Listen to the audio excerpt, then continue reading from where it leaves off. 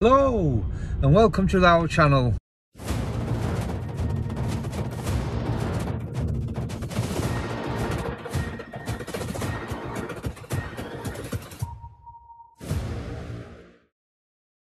Hi and welcome. So today we're going to try and install a diesel heater.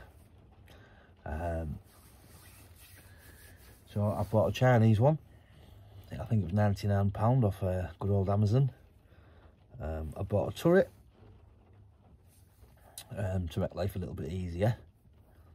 Now my original plan was to put it under the driver's seat, but I've changed my mind, as I do, because a leisure battery at the moment is actually in a cupboard, and I'm thinking about transferring that to under my seat, so I want to leave that space spare.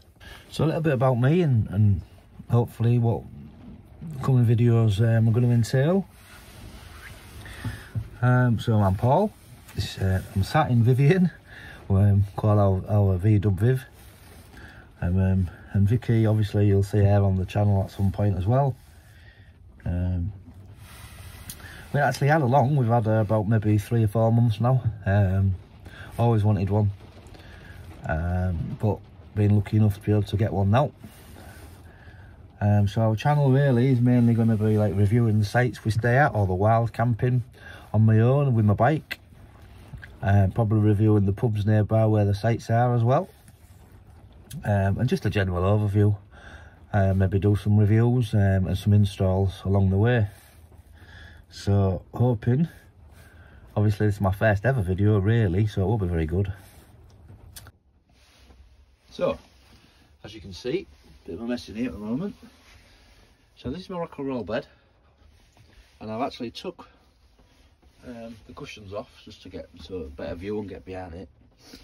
And I've been under the van, and it fits around there quite nicely.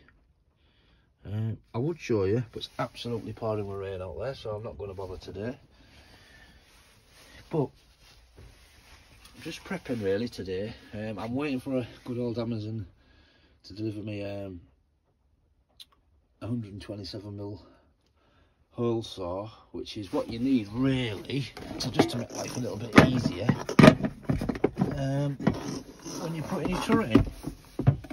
So there she is. There's my turret I ordered, and obviously my heater, and ready for the install really tomorrow. So we'll see how we get on. So this is where I've decided it's going to go. Hole there, straight through. Good to see some insulation and everything on my van, because obviously when I bought this it was already done, the floor. Turret plate here fits nicely in, and in theory the heater will then get the right way around, go in, and basically when I open that door on my underset on my rock and roll bed, we will have heat. Well, that's the theory anyway, so let's see how we get on. So next job, I've had a bit of a tidy up, and I've also filed the edges round best I can, but obviously now it's bare metal, so what I'm going to do, I've got some rust primer, so I don't want no rust about, so I'll do that and then we'll come back. So next step, I've got all my gubbins, got bits and pieces what come with it. I was quite lucky because my fuel line came with a proper one instead of the green one. So if you do get a green line with yours, everyone recommends that you don't use that. What I'm going to do now, as you can see, I've put a bit of primer on the turret plate as well, because just in case, you know, better safe than sorry. What I'm going to do now is actually fix it to the diesel heater while in my van, rather than crawling underneath, especially seeing as it's raining. So I'll catch you in a bit. As you can see, I've attached the exhaust to the diesel heater. I've attached the air intake, combustion air intake, to the diesel heater. I'm about to attach the fuel, the small rubber fuel line. One thing you must note is the fuel line must go next to the air, so the exhaust always goes furthest away from the fuel line.